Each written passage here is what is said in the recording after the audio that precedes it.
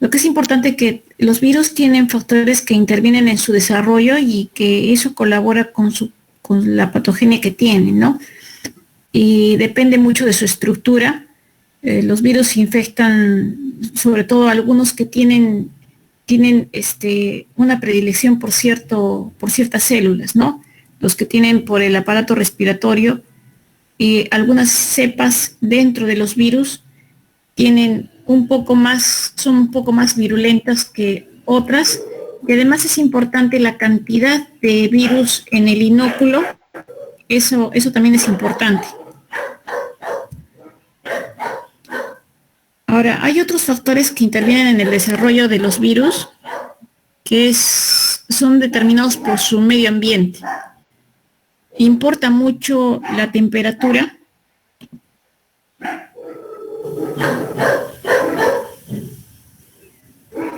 Importa mucho la temperatura porque hay ciertos virus que tienen ciertas condiciones de temperatura para poder desarrollarse, la humedad de algunos tejidos, la cantidad de sal, el pH, algunos en pH más ácido, otros en pH más alcalino, el grado de ventilación que tenga una zona, si está en condiciones anaeróbicas o está en condiciones aeróbicas, la viabilidad, eso quiere decir la posibilidad de que el virus de repente permanezca vivo en ciertas superficies donde no hay vida, ¿no? Por ejemplo, los objetos, en las mesas, o hay virus que también no están provistos de cápside y ellos son más resistentes. Otros factores que dependen del desarrollo van a depender del huésped. Es importante cierto tipo de raza, algunos más en género masculino, otros más en género femenino, el estado inmune del paciente, el estado nutricional del paciente, la resistencia o susceptibilidad de determinados pacientes. Recuerden que es importante cuando ya han tenido, ustedes ya lo han evaluado ya antes esto en inmunología, cuando hay un primer contacto con un virus o una bacteria, un hongo, se crean anticuerpos. Cuando hay un segundo contacto, hay anticuerpos y hay células de memoria que van a atacar y esa infección va a ser un poco más llevadera. Eso es lo importante. Otros es la actividad laboral que desempeñan ciertas personas, los viajes que realizan de repente a zonas endémicas donde hay otras enfermedades. Por eso cuando ustedes hagan su historia clínica, ustedes van a ver en las partes de la historia clínica hay una parte donde hablan de antecedentes. Y dentro de los antecedentes hay una parte que es circunscrita a la parte epidemiológica y les habla acerca de las ocupaciones que han tenido y los viajes que han realizado. Porque ustedes saben que hay ciertos lugares donde hay prevalencia de otras enfermedades. Por ejemplo, en el norte, más el dengue, ¿no? En algunos casos hubo presencia de malaria, Madre de Dios, la fiebre amarilla, y en algunos casos el Zika, la chikungunya, ¿no? De acuerdo al vector, ¿no? En donde se encuentra. Si encuentra el vector las condiciones óptimas para desarrollarse, va a ser prevalente cierto tipo de enfermedad. O hay personas que han viajado al extranjero. Por ejemplo, yo recuerdo que tuve un paciente que hacía fiebre, cada 4 días hacía fiebre, y tuvo un antecedente muy importante, era un coronel de la FAB y había viajado a África. Todos pensaban que era una infección, una especie de neumonía, pero hablando bien con el paciente, ustedes se van a dar cuenta cuando tengan sus pacientes que viajan así continuamente, los que viajan a zona endémica de malaria, les dan una profilaxis para tomar contra la malaria. Sin embargo, hablando bien y el paciente mostrándose sincero, dijo que no había tomado esa profilaxis para la malaria. Y cuando se le hizo un estudio de aspirado de médula ósea para ver las células, se pudo encontrar justo malaria, ¿no? El parásito de la malaria. y por fin se le pudo dar el tratamiento adecuado porque no acertábamos bien con el tratamiento, no estaba recibiendo antibióticos para bacterias, para hongos, y cuando ya por fin encontramos y el paciente se sinceró, porque no nos decía exactamente que no había tomado la profilaxis para la malaria, entonces ya por fin pudimos tener el diagnóstico claro y darle un tratamiento seguro.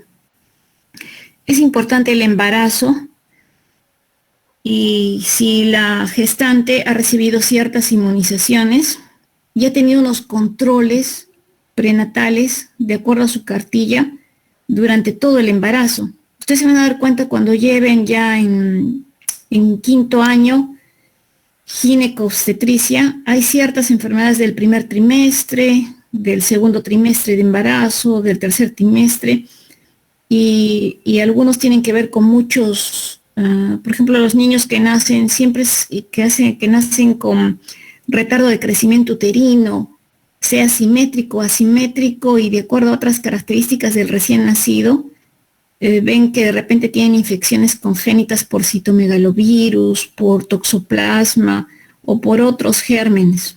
Entonces es importante, ¿no? Los contactos que haya tenido la gestante. Las conductas sexuales también es importante, está dentro de la historia clínica que ustedes les hacen a sus pacientes. Ya me parece que desde que empiecen a llevar semiología, pero antes, me parece que llevan un curso como preparación para ya entrar a la semiología. Ahí les van a enseñar un poco más acerca de la historia clínica y se van a dar cuenta que es importante hacer los antecedentes y una adecuada historia clínica, y eso los va a guiar la afiliación, anamnesis, antecedentes a un diagnóstico. En cuanto a la patogenia del individuo, es importante el tipo, los mecanismos de contagio pueden ser indirectos por vehículos, puede ser la comida, puede ser indirectos por algún tipo de vector. Los mecanismos de contacto directos puede ser el contacto físico, como en el caso de ahora de la pandemia que tenemos por coronavirus, no podemos tener contacto físico, ¿no? Ya desde que empezó todo esto en Wuhan, hablaban mucho de los tipos de saludos, ¿no? Cómo podíamos saludarnos con los demás, pero no podíamos saludarnos ya de mano. Y bueno, tampoco menos abrazarse, ¿no? Y otros sin contacto físico, que es también otro mecanismo por esta infección, por la pandemia, que es al momento de estornudar o al momento de hablar uno emite unas gotitas pequeñas, ¿no? La transmisión viral puede ser vertical del huésped del que tiene la enfermedad a transmisión congénita, por ejemplo la rubiola, por el citomegalovirus, por HIV, y en cada una se van a dar cuenta que si detectan, a la gestante siempre se le pide varias pruebas serológicas de infecciones, de este tipo de infecciones. Y si se encuentra que está infectada y tiene una infección aguda o una infección crónica, se le conversa acerca de las medidas profilácticas y preventivas para que el bebé no tenga estas infecciones, ¿no? Para protegerlo más. La transmisión puede ser transplacentaria, puede ser por citomegalovirus, el parvovirus 19 que cruza la placenta, produce infecciones fetales, puede ser durante el nacimiento perinatal, por el HIV, puede ocurrir durante el nacimiento, cuando el feto pasa a través del canal de parto, en el caso de un parto eutóxico, un parto normal, porque recuerden que hay gestantes que cumplen ciertos criterios para un parto por cesárea. Entonces, cada parto tiene ciertas indicaciones. Se supone que el parto cesárea es para cierto tipo de patologías, no a todas se les hace cesárea. Claro, si una mujer gestante desea y de repente va a servicios particulares, privados, para que le hagan una cesárea, paga, ¿no? Por eso, pero generalmente todas las gestantes van a parto normal, si es que no tienen una contraindicación. Puede ser por vía leche materna, por medio de la lactancia, que se puede transmitir el HIV y el HTLV.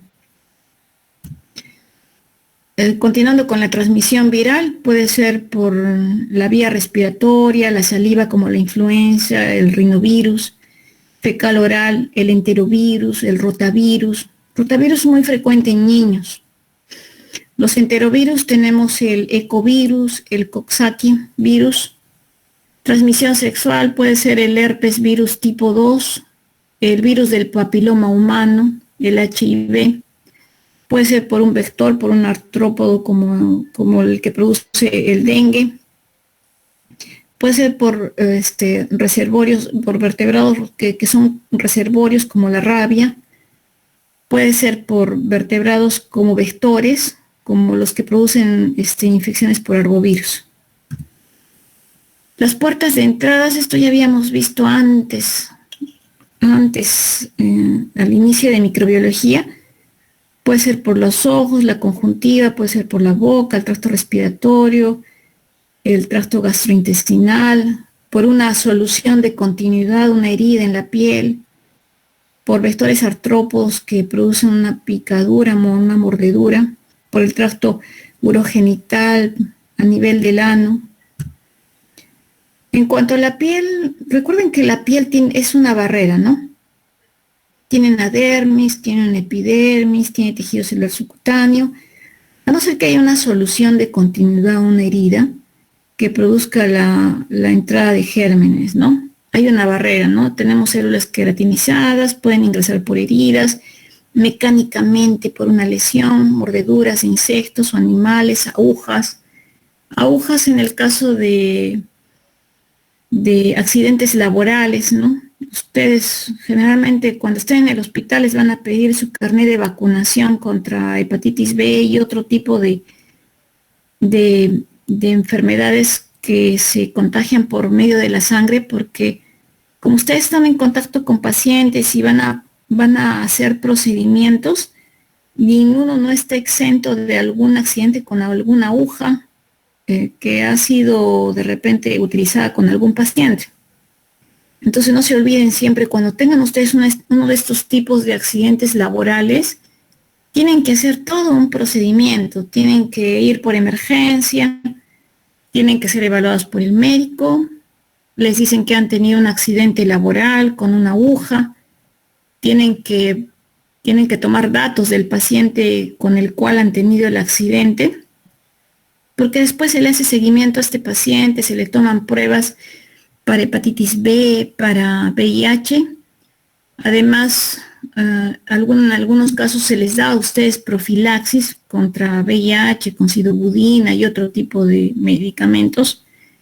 De acuerdo al protocolo, ¿no? Ya hay una guía para profilaxis para evitar infección VIH, porque recuerden que VIH tiene un periodo ventana.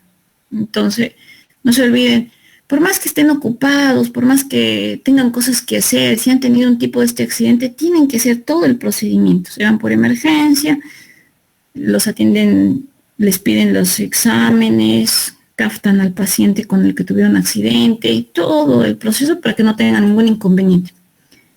Después el papilomavirus, que también produce una patología localizada en la piel, el virus de la rabia, que produce una infección empieza con una infección a nivel de la dermis, ¿no? En el tracto respiratorio, la infección localizada puede ser causada por la influenza, la parainfluenza, después hay una diseminación sistemática que puede ser causada por el sarampión. Ingresan por medio de aerosoles, los estornudos, la tos, la saliva. Las infecciones del tracto respiratorio superior, infecciones del tracto respiratorio inferior, es de acuerdo al tamaño de partículas. Hay partículas que llegan directamente al tracto respiratorio inferior y hay otras que se quedan más arriba. En cuanto al tracto gastrointestinal, los virus pueden resistir a las condiciones. Recuerden que el tracto gastrointestinal tiene un pH muy ácido. Eso es importante que ustedes sepan. ¿Cuánto es el pH del estómago? ¿Cuánto es el pH del duodeno? ¿Cuánto es el pH del colon? Del ileo. Cada uno tiene su pH y cada uno resiste a cierto tipo de virus. Tenemos virus que son entéricos, y que se excretan por materia fecal y algunos que infectan enterocitos maduros y pueden causar síntomas locales como malabsorción y algún tipo de diarrea, sobre todo por la mala absorción, que a veces son diarreas de tipo hiperosmóticas. En el sistema genitourinario puede haber una transmisión venérea por desgarros, laceraciones del epitelio rectal, uretral o vaginal, generalmente HIV, herpes, papilomavirus, y hay factores que inhiben ese ingreso, ¿no? Importa mucho el mucus cervical, el pH. Eso es importante. Cuando ustedes tengan pacientes que estén evaluando en ginecología, les hagan su historia, hay ciertas pacientes que utilizan una serie de cremas y esos datos son importantes porque alteran el pH y a veces ellas no se dan cuenta. A veces se automedican o buscan o tienen una mala información de ciertos aditivos que de repente piensan que les ayuda, pero no les ayudan o no saben cómo utilizarlo y alteran y son proclives a infecciones. Esos datos también hay que consignarlos, son importantes. Sobre todo en aquellas mujeres que de repente tienen infecciones a repetición y no sabemos muy bien la causa, ¿no? Composición química y acción de limpieza por orina. Y una parte importante, la cantidad y la presencia de inmunoglobulina A secretoria, que es importante para la defensa. En la conjuntiva, que es una infección local, hay una maniobra oftalmológica por contacto directo de material contaminado. Por ejemplo, el enterovirus E70 produce la conjuntivitis hemorrágica y produce una diseminación a nivel del sistema nervioso central con parálisis de los nervios craneales. Y esto es para ver un poco los órganos que pueden ser afectados. Recuerden que hay ciertos virus que tienen predilección por ciertos órganos, ¿no?, que por otros. En cuanto a las vías de diseminación, puede ser por contigüidad a nivel local, pueden ser en forma sistémica, por sangre. Y estas formas de diseminación sistémica puede ser vía linfática, puede ser vía hemática o por los mismos, por la vía neural. Además, el tropismo de los virus, ¿no?, que algunos son más, tienen un tropismo más hacia los nervios, por eso es que se les conoce como virus neurotropos o los dermatropos o los más entéricos o algunos virus que son más respiratorios. En cuanto al ciclo de multiplicación viral, bueno, esto ya lo han visto. En este caso, el virus sincitial respiratorio, que es un virus más de infantes, 2 años, 1 año. Hay una especie de fusión, absorción, el ARN viral, empieza la transcripción, se realiza la plantilla del ARN, el ARN mensajero produce la traducción, el genoma del ARN viral se ensambla, de ARN con la proteína, luego hay una exocitosis y salida, ¿no?, del virus. Es importante la lesión que causa a nivel celular. Algunos virus tienen un efecto citopático en las células. Hay patrones en los que uno puede identificar cierta clase de virus y pueden haber efectos diversos en las células, que ya lo hemos visto por cada tipo de virus, ¿no? Algunos pueden ser inaparentes, pero otras pueden producir lisis, muerte celular. Pueden producir muerte de las células o pueden producir una fusión de las células o en otro caso pueden producir una expresión de proteínas y antígenos en la superficie de las células. Pueden producir cambios morfológicos. Esto es el cuello cervical, es el cérvix. Y generalmente cuando ustedes hacen, esto lo van a ver en gineco, en obstetricia, cuando hacen una evaluación ginecológica, así se ve un epitelio normal, ¿no? Un cáncer, bueno, ya es algo más grosero, ¿no? Y cuando ustedes ven a veces un tipo de lesiones y sacan una saca una biopsia, pueden ver una invasión de bajo grado o ya una invasión de alto grado con invasión ya de, no solo del epitelio, ¿no? Sino ya de la parte que le sigue al epitelio del epitelio del endocérvix. Y la proliferación celular, ¿no? Y hasta puede producir transformación celular, ¿no? La degeneración, no se olviden de esas partes de la... hemos visto algunos virus que son oncovirus y pueden producir malignización de las células. Y no se olviden, a nivel de patología, esas células que tienen una displasia, metaplasia, anaplasia, no se olviden de esos tres, son diferentes. Y cada uno tiene ciertas características. La anaplasia es muy diferente a la metaplasia y es muy diferente a la displasia. Y cada uno tiene sus características y cada una nos va indicando el grado de malignidad o el grado de lesión que puede estar produciéndose en una célula normal. Tenemos agentes víricos sobre las células infectadas, el actual sistema inmunitario adaptativo, el anticuerpo complemento, las células citotóxicas dependientes de anticuerpos. Tenemos antígenos víricos intracitoplasmáticos, antígenos víricos asociados a virión, antígenos víricos en la membrana celular y antígenos inducidos por el propio huésped. En cuanto a los tipos de infección, podemos tener infecciones agudas como la influenza, la hepatitis A, infecciones que van a estar latentes, como el del herpes, la varicela zóster, que se puede presentar una especie de rebrote, ¿no? Infecciones crónicas, como el virus de la hepatitis B, el virus de la inmunodeficiencia humana. Y cada una puede producir una enfermedad precoz, que puede durar meses, años, y hasta puede producir después una enfermedad tardía. Y estos patrones en una infección aguda puede ser el rinovirus, el rotavirus, el virus de la influenza. Cuando hay una infección persistente tenemos al coronameningitis, al virus. Cuando hay una infección latente, sobre todo el herpes virus simple, y una infección lenta, ¿no? Como el virus de la inmunodeficiencia humana. La defensa frente a las infecciones víricas va a depender, ¿no? Puede ser, la infección, replicación en el epitelio y los ganglios de drenaje, va a ser frente al interferón y los anticuerpos, ¿no? En la viremia va a estar presente los anticuerpos y durante la replicación en algún órgano diana ya va a actuar el complemento, las células, anticuerpos y el interferón, ¿no? Lo que va a producir de repente ya muerte de células con la infección viral. Ahora, estas infecciones por virus se pueden controlar. Es importante la inmunización. Bueno,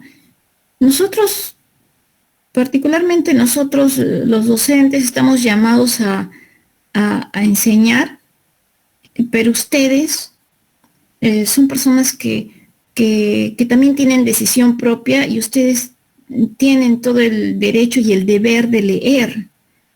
Acá en la universidad se les imparte, nosotros cumplimos con un sílabus, cumplimos objetivos, metas en su formación, y esto va porque ustedes probablemente están viendo las noticias, y esto lo hablo entre paréntesis porque hemos empezado la vacunación con el personal de salud que están en primera línea, y probablemente han visto en las noticias que ha habido un grupo hasta de médicos que no han aceptado la inmunización. Y claro, a nadie se le puede obligar a inmunizarse. Si alguien no desea, nadie le puede obligar, todos tienen derecho a decidir. Pero yo les invito, a raíz de esto que está aconteciendo, que ya ha pasado también, y que se va a repetir a lo largo de todo este tiempo de vacunación, y que se respeta algún pensamiento de otra persona, tal vez no se comparta, pero se respeta, yo les invito a leer. Lo mejor que pueden hacer para ustedes formarse su criterio, su opinión, es leer. Nosotros, como les digo, cumplimos metas, objetivos en su capacitación, pero ustedes, leyendo, van a ser libres, van a formar un pensamiento crítico y van a poder tomar decisiones adecuadas, no solo para ustedes, sino para sus pacientes y todo. Entonces, claro, ha habido hasta médicos que no se han inmunizado, como les vuelvo a repetir, se respetan. A veces no se compartirá la misma ideología, la misma opinión, pero lo que sí, como ustedes están mirando las noticias y se forman conceptos y tienen una idea, una opinión, y a veces de repente crea hasta duda, hasta, no solo en ustedes, ¿no? Que ustedes son estudiantes de medicina, están ya formándose para médicos, sino en la población, crean dudas. Entonces, la mejor forma de combatir todo esto es leyendo, capacitándose y formarse uno su propio criterio. También se pueden dar quimioterápicos, también se puede dar una terapia combinada, se puede estimular a la resistencia.